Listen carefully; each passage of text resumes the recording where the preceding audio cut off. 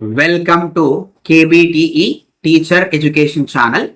ముందుగా అందరికీ శ్రీకృష్ణ జన్మాష్టమి సందర్భంగా శుభాకాంక్షలు. ప్రపంచంలో ఉన్నటువంటి ప్రజలు, జీవజాతులు అందరూ కూడా ఆయుర ఆరోగ్యాలతో ప్రశాంతంగా తమ జీవనాన్ని కొనసాగించాలని మనస్ఫూర్తిగా ఆశిస్తున్నాను. ఆ దేవుడి యొక్క కృప, శ్రీకృష్ణుడి యొక్క కరుణా కటాక్షాలు అందరిపైన ఉండాలని నేను మనస్ఫూర్తిగా కోరుకుంటున్నాను. సో నేను ఈ వీడియో చేయడంలో ఉన్నటువంటి ముఖ్యమైనటువంటి ఉద్దేశం ఏంటి అంటే మనుషులు ప్రస్తుతం ఎవ్వరు కూడా సంతోషంగా లేరు. అంటే ఎందుకు సంతోషంగా లేరు అనడానికి అనేకమైనటువంటి కారణాలు ఉన్నాయి. ముఖ్యంగా పోటీతత్వం కలిగినటువంటి ప్రపంచంలో ఈ ప్రపంచంలో ఉన్నటువంటి ప్రజలందరూ కూడా ఉరుకులు పరుగులతో డబ్బు వైపు పరుగెడుతూ తమ యొక్క ప్రశాంతతను కోల్పోతున్నారు.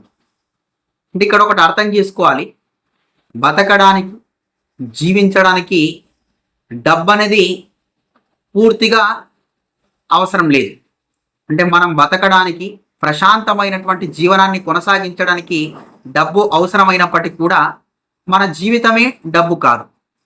కానీ చాలామంది అంటే పెద్ద పెద్ద ఉద్యోగాలు చేస్తున్నటువంటి వాళ్ళు, వ్యాపారం చేస్తున్నటువంటి వాళ్ళు, చిన్న చిన్న పనులు చేస్తున్నటువంటి వాళ్ళు, ప్రతి వాళ్ళు కూడా ఏం కోరుకుంటున్నారంటే నాకు ఒక గొప్ప జీవితం కావాలి. మరి అక్కడ గొప్ప జీవితం అంటే ఏంటి?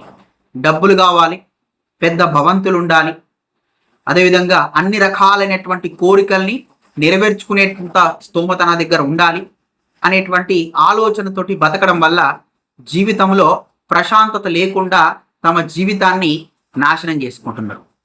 సో ఇందులో ఎవరి ప్రమేయం ఉంది అనుకున్నప్పుడు ముఖ్యంగా మన ఆలోచన విధానమే సరిగ్గా లేదు. అంటే బతకడానికి డబ్బు అవసరం, కానీ డబ్బే జీవితం అయితే కాదు.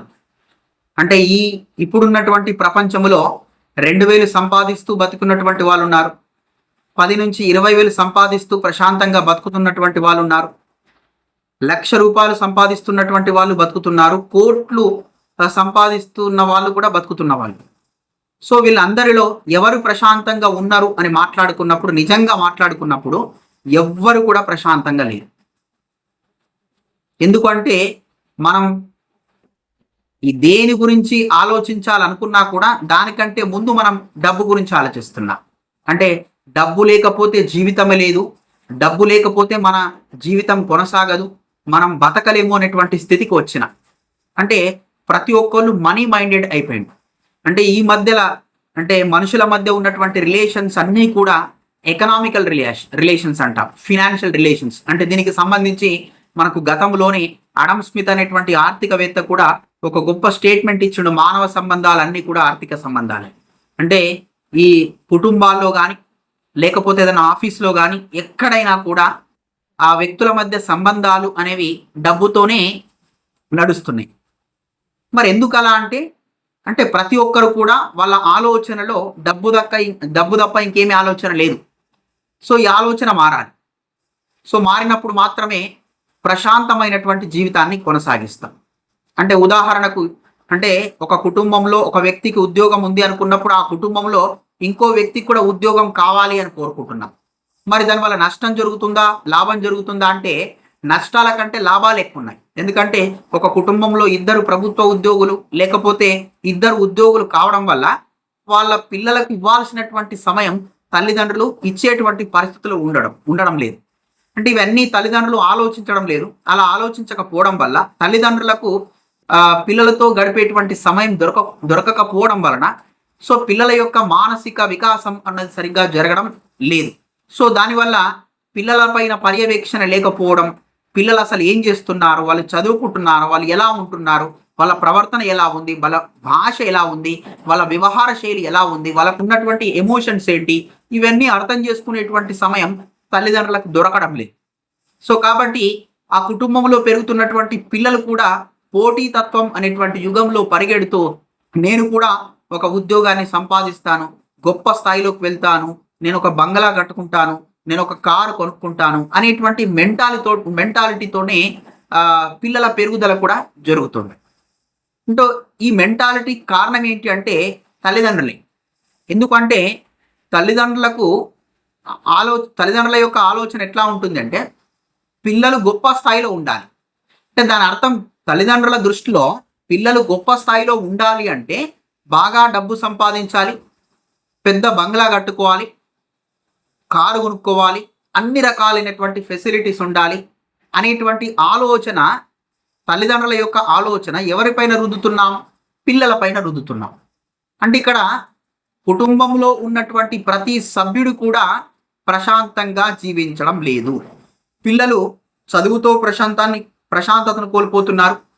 తల్లిదండ్రులు డబ్బు వైపుకు పరిగెడుతూ సంబంధాలను మర్చిపోయి ఎవరికి వారే యమునా తీరైనటువంటి విధానములో ప్రవర్తిస్తూ తమ జీవితాన్ని తమకు తెలియకుండానే కోల్పోతున్నాము అనేటువంటి స్పృహ లేకుండా తమ జీవితాన్ని కొనసాగిస్తున్నారు. సో ఇలాంటి సందర్భంలో మనుషులు ఎలా ప్రశాంతంగా ఉంటారు అనుకున్నప్పుడు ఖచ్చితంగా వాళ్ళకు ప్రశాంతత ఉండదు. మరి ప్రశాంతత ఎలా వస్తుంది?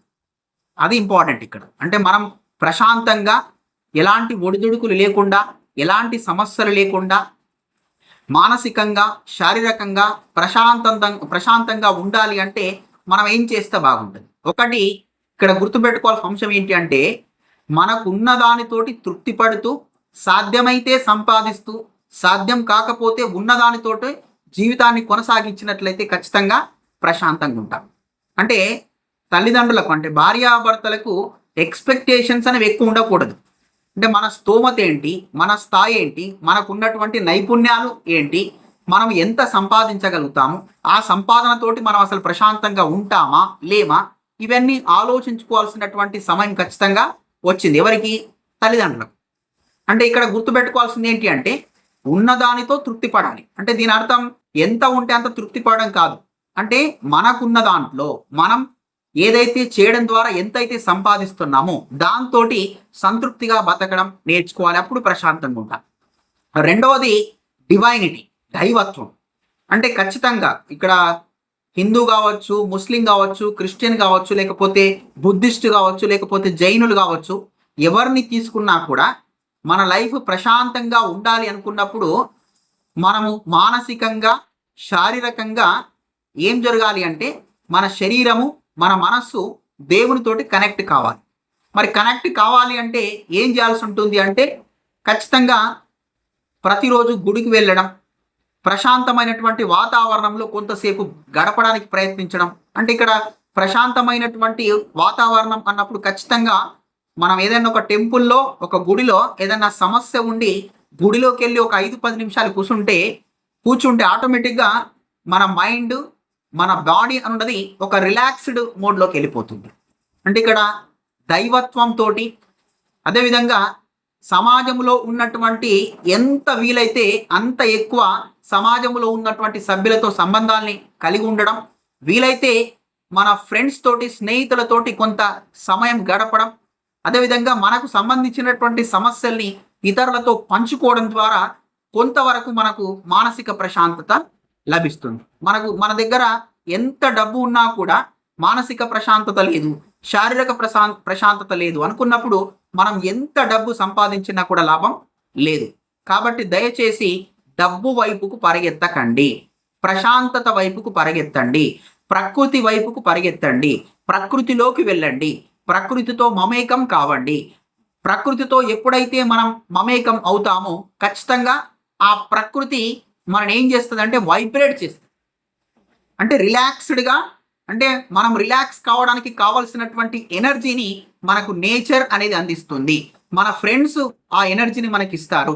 సో ఇట్లా రిలాక్స్డ్ మోడ్ తోటి, ఫ్రెండ్స్ తోటి సమయాన్ని గడుపుతూ, పిల్లలతోటి సమయాన్ని గడుపుతూ, ప్రకృతితో మమేకం అవుతూ, మనకున్న దానితో సంతృప్తి చెందుతూ ఎప్పుడైతే మనం జీవితాన్ని కొనసాగిస్తామో అప్పుడు ఖచ్చితంగా మన జీవితంలో ఒక ఎత్తుకు ఎదుగుతాం, ప్రశాంతమైనటువంటి జీవితాన్ని కొనసాగిస్తాం. ఎందుకంటే మనం చనిపోతున్నటువంటి సందర్భంలో మన జీవితాన్ని ఒక్కసారి మనం తిరిగి చూసుకున్నట్లయితే అసలు ఇన్ని రోజులు మనం బతికినటువంటి బతుకు ప్రశాంతమైనటువంటి బతికేనా కాదా అని మనని మనం ఒకసారి చెక్ చేసుకుంటే, ఎస్, నేను ప్రశాంతంగా బతికాను, నేను ప్రకృతితో మమేకం అయ్యాను, అందరితో బాగా ఉన్నాను, అందరితోటి సంబంధాల్ని పెంచుకున్నాను, నా స్నేహితులతోటి కూడా గడిపాను, నాకు గొప్ప అనుభవాలు నేను ఉన్నాయి. సో చనిపోయేటప్పుడు నేను ప్రశాంతంగా చనిపోతాను, మంచి జ్ఞాపకాలతో చనిపోతాను అనేటువంటి ఆలోచన మన దగ్గర ఉన్నట్లయితే ఖచ్చితంగా మన జీవితం అన్నది ప్రశాంతంగా ముగుస్తుంది. ఎందుకంటే భూమి మీద ఎప్పుడైతే పుట్టామో పుట్టినప్పుడే మన డేట్ అనేది డిసైడ్ అయింది, ఎప్పుడో ఒకరోజు పోతాం. దానికి పోయే లోపల అంటే పుట్టుకకు చావుకు మధ్య ఏదైతే జీవితం ఉంటుందో అది ప్రశాంతంగా ఉండాలి.